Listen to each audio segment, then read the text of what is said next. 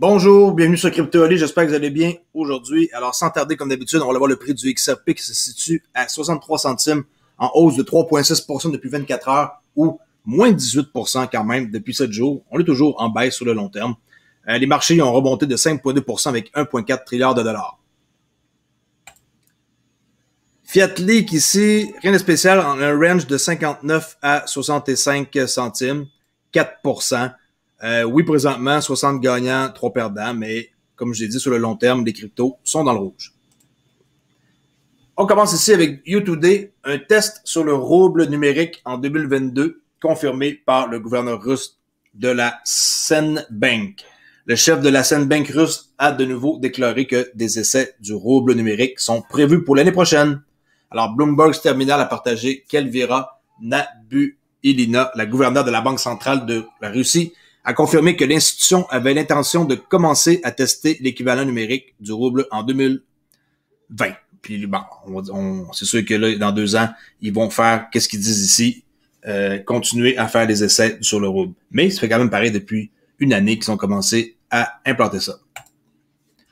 Ici, sur The Daily Hall, un analyste qui est éminent, détaille l'énorme cible à la hausse du XRP. Il dit que l'actif cryptographique pourrait atteindre le plancher contre le Bitcoin.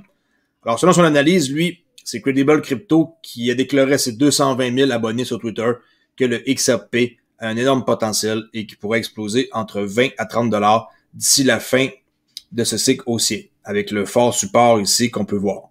Bon, moi, comme je l'ai dit l'autre fois, je fais bien attention aux analyses de tout le monde, là. Une chose est sûre, c'est que XRP va coûter cher un jour, mais les graphiques, c'est une chose. Je peux vous montrer, moi, ici, qu'est-ce que je vous ai mis là, pour Weekly XRP USD. Je fais ça tantôt, là. En gros, prochain objectif long terme, 1,9 qui a une très forte résistance. Très facile, là. On pogne les swings. Ensuite, qu'est-ce que je vois de particulier sur le XRP USD? On voit 1,70 prochaine étape, 1,76, 1,96. Mais avant de se rendre à 1,96, on a du chemin à faire, à moins que qu'on switch la switch à on, là, comme qu'on dit l'expression, là, que le XRP devienne cher du jour au lendemain, là. Et à la baisse, on a 36 centimes, 23 centimes, 17 centimes, là. OK, regardez ça, faites un screenshot. Il n'y a rien d'exceptionnel là-dedans, c'est juste de prendre des anciens swing high, swing low sur une base hebdomadaire, et c'est comme ça que ça marche. Quand on voit arriver à ce prix-là, il va y avoir de la guerre qui va se déclencher, là. C'est aussi simple que ça, là, c'est une technique, là. J'ai rien inventé, ça a toujours existé de prendre des swing high, swing low comme ça, puis de mettre des prix pour des objectifs de vente ou de les supports, les résistances majeures. OK? Alors, bon, à prendre avec une pincée de sel, là, de dire qu'il va atteindre ici 20 à 30 dollars. Oui, mais quand, on le sait pas. Puis même moi, je peux faire ce genre de graphique-là. C'est pour ça que je m'en fous qu'il y ait 220 000 abonnés qui le suivent, là. C'est pas lui qui influence le prix pantoute du marché. OK. Hong Kong va de l'avant avec le dollar numérique, avec le ICNWY. Le secrétaire financier de Hong Kong, Paul Chan, a réitéré la détermination de la ville à développer des versions numériques du dollar de Hong Kong et du yuan de Chine continental pour les paiements de détail et transfrontaliers, selon un article du blog officiel. Vraiment cool, hein? Hong Kong qui est très, très, très high-tech en passant, là. Lancement des tests du renminbi numérique à Hong Kong l'année prochaine. Ça fait que là, ça suit ici la nouvelle qu'on vient de voir, que le secrétaire financier déclare que la région mènera des essais du renminbi numérique et déclare aussi qu'il était déterminé à promouvoir la transformation, puis que les autorités financières d'Hong Kong utiliseront la CBDC par les canaux transfrontaliers. Alors ça confirme la nouvelle que je viens de vous montrer ici. Des fois, de prendre 2 sources différentes, comme présentement ici Bing Crypto, plus Forecast, c'est toujours comme renforcer notre idée. Le législateur précise que le Paraguay n'essaiera pas de donner cours légal au Bitcoin, contrairement au El Salvador, là. Alors, mettant fin aux spéculations selon lesquelles le Paraguay pourrait bientôt suivre le El Salvador pour donner cours légal au Bitcoin, le législateur paraguanéen Carlos Rajala a précisé à Reuters qu'il souhaitait uniquement que le Paraguay réglemente les crypto-monnaies et non que le BTC devienne une monnaie nationale. Alors, eux, oui, ils veulent que ce soit ici réglementé, mais pas que ça devienne une monnaie nationale. Malgré l'incertitude réglementaire, l'investissement indien en crypto augmente de 19 900% en une année. Alors, les Indiens qui voulaient pas vraiment, puis que là maintenant ils veulent, Le climat qui règne là-bas, c'est incertain en Inde concernant les actifs cryptographiques, les investissements à l'échelle nationale dans les actifs numériques, mais ça a augmenté pareil de 19 900% au cours de la dernière année. Alors, faut être fou pour pas penser qu'ils vont adopter ça. N'importe qui voit une charte comme ça, là, va dire merci, bonjour, j'embarque, là, les yeux fermés. Qui est renversement brutal de l'interdiction de la cryptographie en cours en Tanzanie, alors que la Banque centrale suit la directive du président. Nouvelle sur le Daily Owl qui est paru hier. La Banque centrale de Tanzanie est peut-être maintenant sur le point d'effectuer un revirement d'interdiction de la cryptographie après que le président nouvellement installé du pays a donné l'ordre d'embrasser l'industrie naissante. En 2019, la Banque de Tanzanie a invoqué la législation locale comme raison d'interdire les actifs numériques. Maintenant, la Banque centrale dit que l'interdiction est sur le point d'être annulée à la suite des commentaires pro-crypto du président Samia Suluhu Hassan. On continue ici, le El Salvador qui achètera une valeur estimée de 135 millions de dollars en Bitcoin. Alors, la nation centra-américaine du El Salvador se prépare à donner jusqu'à 135 millions de Bitcoin à ses citoyens. On le sait, là. Ça revient juste à 30 dollars par citoyen. Faut pas partir en peur avec ça, là.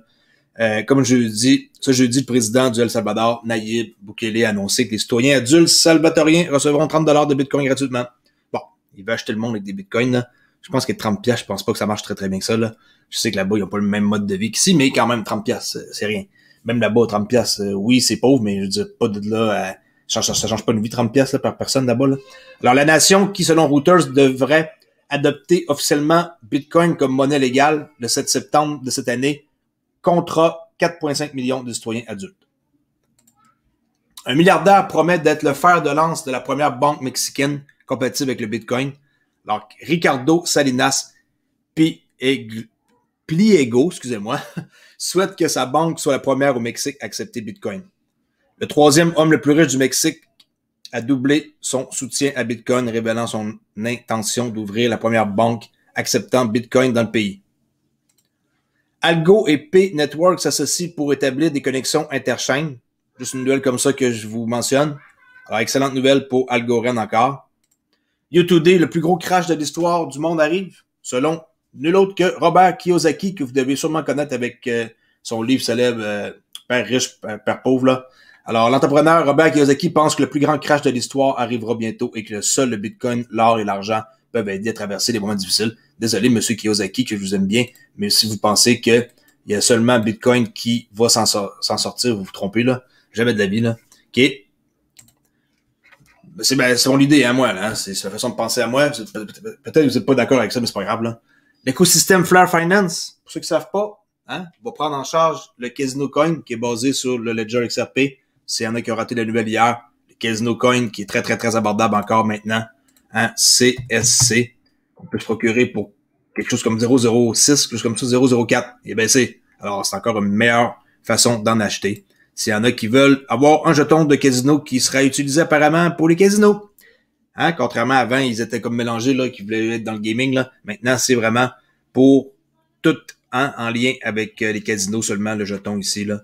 Vraiment cool. C'est avec le XOM ici, là, de Toyo Labs. Puis moi, j'ai fait mon swap et maintenant, c'est sur mon portefeuille de XOM de même, qui est sur le XRP Ledger. Alors, that's all pour aujourd'hui. J'espère que mes nouvelles vous ont plu. Je sais que vous avez entendu des pleurs et tout, là. J'ai fait une vidéo dans un mauvais moment. Désolé pour ça, ça arrive, hein. Ma famille est là.